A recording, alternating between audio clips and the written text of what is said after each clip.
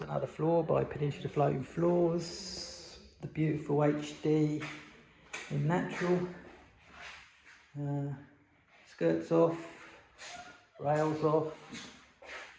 And so you get nice clean lines again.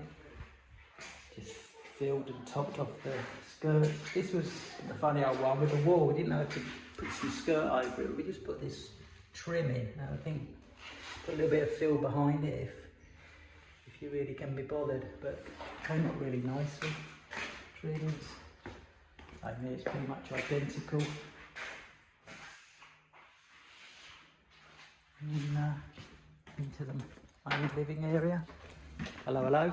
Oh, so again, this wall had been repaired and didn't want to take the skirts off because it actually goes under the bottom of the plasterboard. So we just trimmed all the way around this. Same with the wall, big Scotia. Same with this one. Tapes just start holding the L's down. These were U channels. That fits nice and tight. And it works really well up against the tiles.